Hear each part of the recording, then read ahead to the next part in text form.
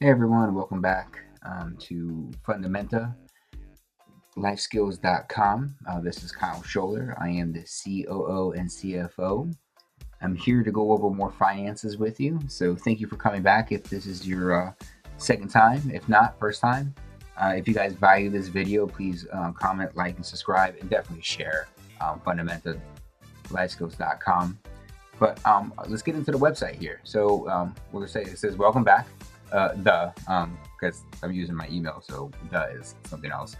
Um, but I want to get into finances. More importantly, today we're going to work on credit scores or credit building guide. But let's launch that already, right? So we got into interactive credit score simulator. This one's actually it's really good to know. Now, this is considering you have poor credit, fair credit, good credit, excellent credit. I will need to remind you that having no credit because you're starting off is something different. You have to build to that. But your end game is to always have excellent credit because the better your credit is, the more money you will save on interest in the long run, more money you'll save on the actual, whether it be a credit card, a house, a car payment, or even a loan. You say you want to take a personal loan. But we get into it. Get into this right now. So right now we have a simulation of a good credit score.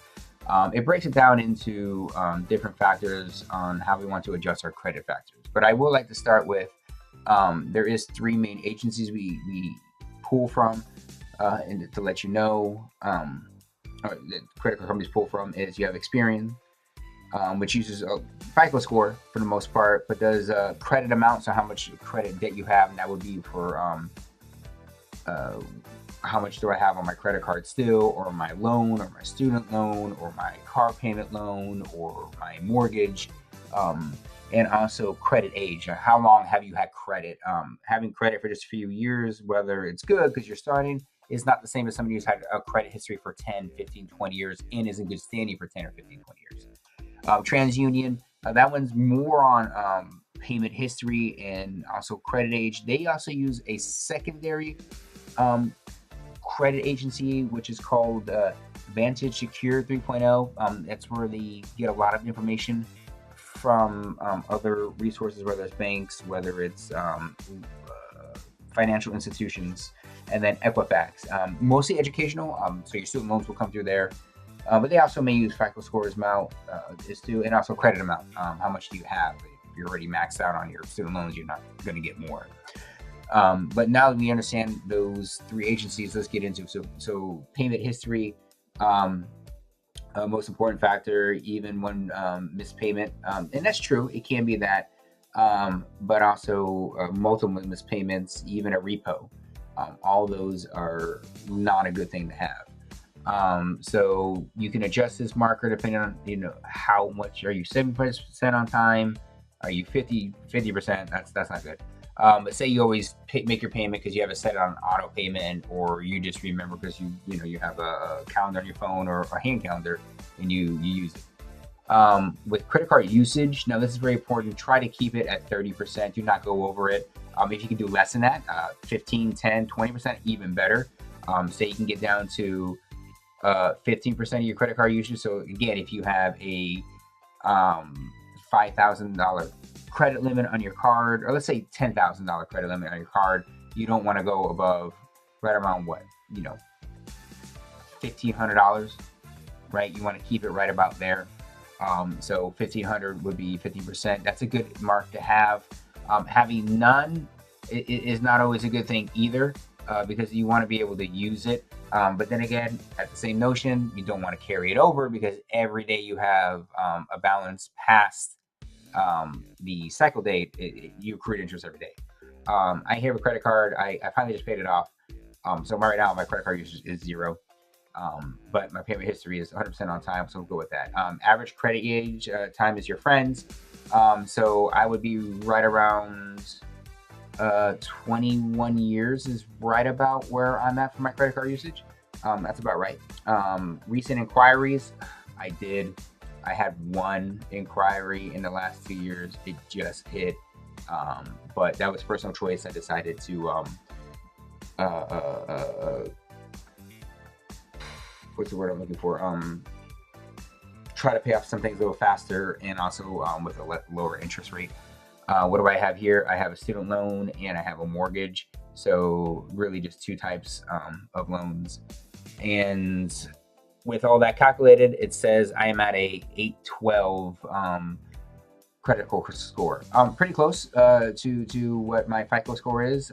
Again, that's FICO, based mostly off of Experian and Equifax, TransUnion. That might be a little bit better app to use to tell you, but 812 is pretty close to my credit card usage, and that makes a big difference. So if you come down here to real world impacts, to give you an idea, you have a $25,000 car loan, about right, 5 years, 4.5 APR. That's actually what I had on my old car, but my car was a little bit less than that a few years ago. Paid it off, but my payment was $425 a month, so pretty close. I just did pay it off earlier. Mortgage, my house was not $300,000.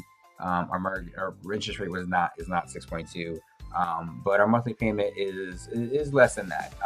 But over the 30 years, and if our interest rate was higher than what it is on a house, yeah, we could definitely be spending a lot of money.